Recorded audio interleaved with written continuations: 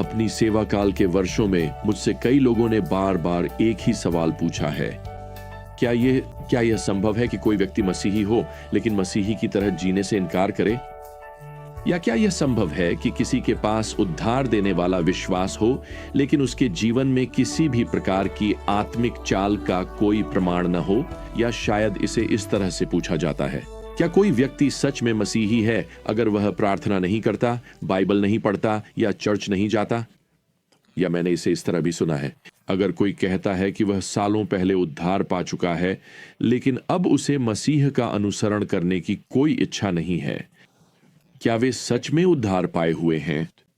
खैर, ये सवाल चाहे जैसे भी पूछे जाएं, अंत में एक ही बुनियादी सवाल पर आकर टिक जाते हैं, क्या सच्चे विश्वास का अच्छे कामों से कोई संबंध है? अब सच कहूं तो मसीह के सुसमाचार पर कोई भी ईमानदार चर्चा जल्दी या देर से विश्वास और कामों के बीच के संबंध पर जरूर पहुंचेगी। ठीक है, आइए इसका जवाब दें। जैसे ही हम रोमियो 1 में वापस लौटते हैं, प्रेरित पौलुस कुछ ऐसा लिखते हैं जो शायद आपको थोड़ा असामान्य लगे। यहां ये वाक्यांश है, विश्वास की आज्ञाकारिता।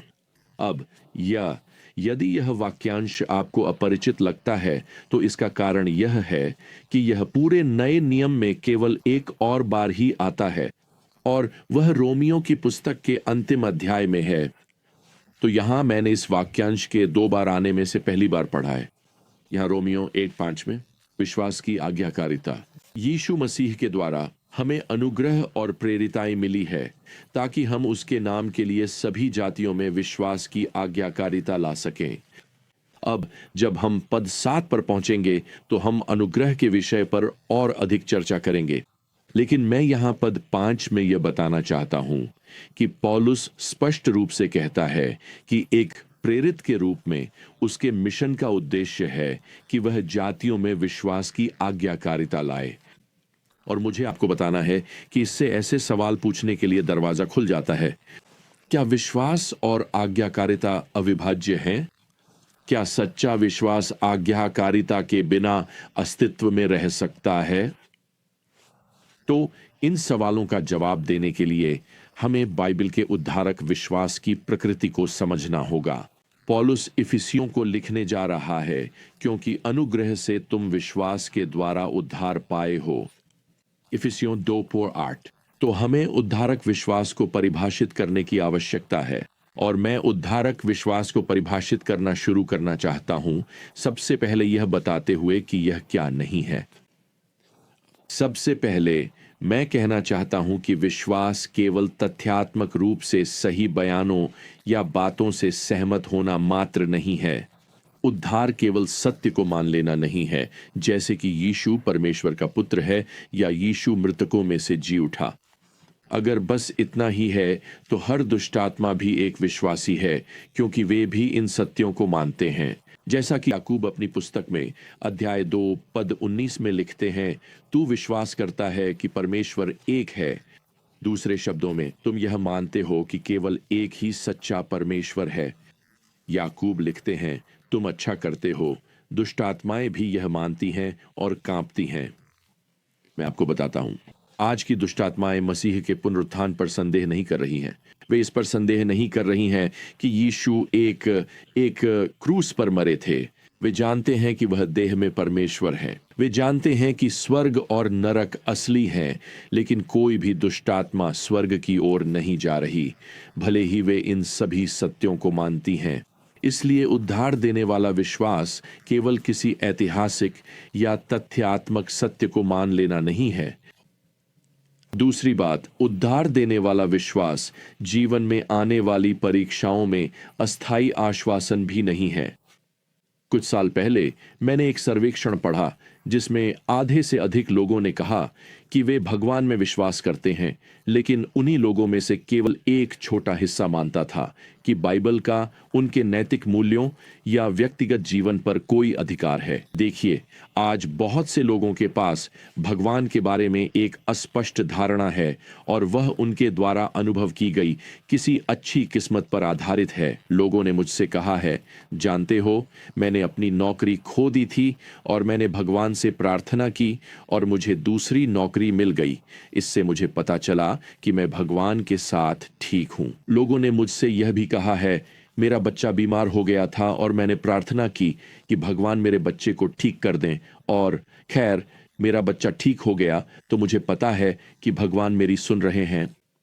दूसरों ने मुझे अपने किसी सपने या किसी चमत्कार के बारे में बताया है जो उन्होंने अनुभव किया, किसी मृत्यु के करीब के अनुभव के बारे में या किसी खतरे से बचाव के बारे में, और वे मुझसे कहते हैं, खैर इससे मुझे यह साबित हो गया कि मेरे जीवन में भगवान हैं। खैर यहाँ समस्या है, उनका विश्वास उनके पृथ्वी पर जीवन से जुड़ा हुआ है।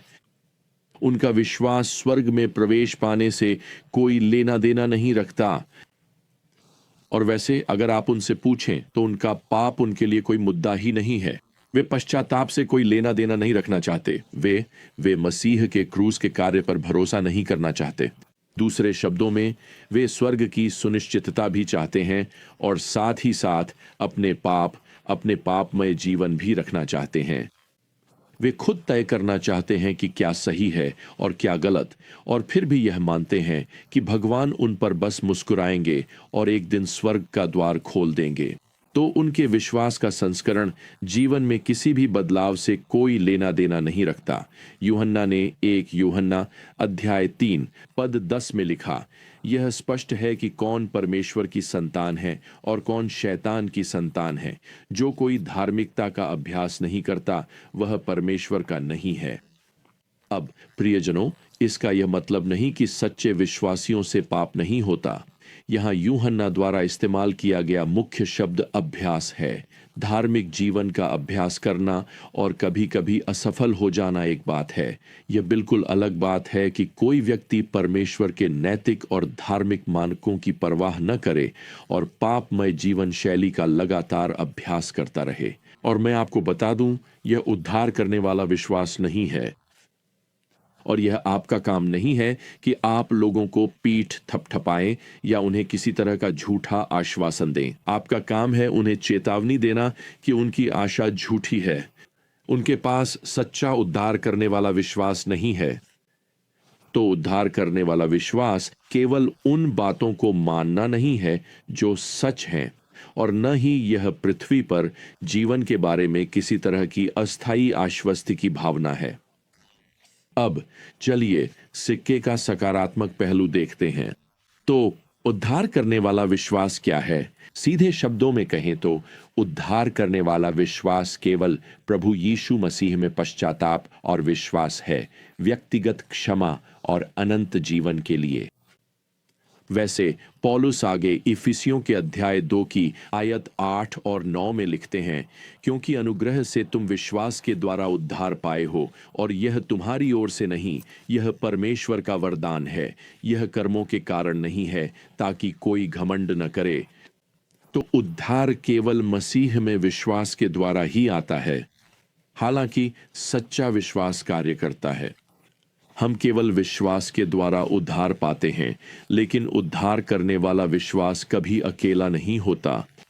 दूसरे शब्दों में, उद्धार आपके हृदय में मसीह की आज्ञाकारिता और अच्छे कार्यों के लिए एक इच्छा उत्पन्न करेगा। अगर आज्ञाकारिता की कमी है या धार्मिक जीवन जीने की इच्छा नहीं है, तो यह झूठे विश्वास का प्रमाण होगा, न कि मसीह में सच्चे विश्वास का। तो मैं इसे इस तरह से कहना चाहता हूं, अच्छे कार्य उद्धार की शर्त नहीं है, वे उद्धार का परिणाम है। इसका अर्थ है कि आप अच्छे कार्य इसलिए नहीं करते कि आप स्वर्ग जा सकें, बल्कि इसलिए करते हैं क्योंकि आप स्वर्ग जा रहे हैं। अच्छे कार्य केवल आभार के उपहार हैं जो हम अपने उद्धारकर्ता को लौटाते हैं। आपको वह घटना याद होगी जब पौलुस का दमिश्क मार्ग पर उद्धार हुआ था और उसने तुरंत प्रेरितों के काम अध्याय 22 पद 10 में यीशु से पूछा, प्रभु मैं क्या करूं? आप मुझसे क्या चाहते हैं कि मैं करूं? देखिए, मसीह में सच्चा विश्वास मसीह की आज्ञा मानने की इच्छा उत्पन्न करता है। यह विश्वास की वह क्रिया है जो अब एक सच्चे विश्वासी के हृदय और जीवन में शुरू हो गई है। तो फिर से यहां पद 5 में पौलुस कहता है कि उसकी सेवकाई का उद्देश्य मसीह में सच्चा विश्वास और विश्वास की आज्ञाकारिता लाना है, और वह यहां पद 5 में उल्लेख करता है कि उसकी सेवकाई असीमित है, यह सभी राष्ट्रों के लिए है। वास्तव में यहां राष्ट्रों के लिए प्रयुक्त ग्रीक शब्द का अनुवाद अक्सर जातियों के रूप में किया जाता है, और यह आश्चर्यजनक है क्योंकि पौलुस कभी एक घमंडी फरीसी था, और मैं आपको बता दूं, फरीसियों का जातियों से कोई लेना देना नहीं था। लेकिन अब पौलुस अपनी सेवकाई को सभी तक विस्तारित मानता है। उसे सभी को बताना है, चाहे वे जाति के हों या यहूदी, ताकि सभी मसीह में विश्वास ला सकें, और फिर जो भी वास्तव में उद्धार पाएगा वह कृतज्ञता से प्रभु की आज्ञा मानेगा। एक व्यक्ति ने मुझसे कुछ समय पहले एक दोपहर के समय सूप के कटोरे के पास बैठकर कहा, वैसे उस दिन उसने सूप मुश्किल से छुआ भी था। उसने कहा, स्टीवन, मुझे अपने जीवन में परमेश्वर के प्रति जुनून की कमी को लेकर बहुत गहरी आत्मग्लानि हुई है। मैं नौकरी पर उसके लिए नहीं बल्कि अपने परिवार के लिए जी रहा था। मुझे इस बात का गहरा बोध हुआ, और कुछ दिन पहले काम से घर लौटकर मैंने प्रभु के सामने अपनी विश्वास योग्यता की कमी को स्वीकार किया, और यह भी कहा कि मैं पाप के साथ समझौते वाली अपनी जीवन शैली से पूरी तरह से नाता तोड़ना चाहता हूं। खैर, इस व्यक्ति ने मुझे दोपहर के खाने के दौरान बताया कि उसने और उसकी पत्नी ने अपने घर में जाकर चीजें फेंकनी शुरू कर दी। किताबें, फिल्में, संगीत, ऐसी कोई भी चीज जो पवित्र जीवन जीने में सहायक नहीं थी। उसने मुझसे कहा, हम रात के 3 बजे तक सब कुछ साफ करते रहे। फिर उसकी आंखों में आंसू आ गए और उसने मुझसे कहा, मैं अब और दिखावा करने से थक गया था। मैं परमेश्वर के लिए सच्चा बनना चाहता था। तो मुझे आपको बताने दीजिए, यह विश्वास की आज्ञाकारिता है। एक पुराना भजन है जो विश्वास और आज्ञाकारिता, इन दोनों तत्वों को जोड़ता है। यह कुछ इस तरह जाता है, विश्वास करो और आज्ञा मानो, क्योंकि यीशु में खुश रहने का और कोई तरीका नहीं है सिवाय विश्वास करने और आज्ञा मानने के। तो जब तक हम फिर से अपनी ज्ञान यात्रा पर रवाना न हों, प्रियजनों, प्रभु यीशु मसीह का अनुग्रह, परमेश्वर का प्रेम और पवित्र आत्मा की संगति आप सभी के साथ बनी रहे। आमीन।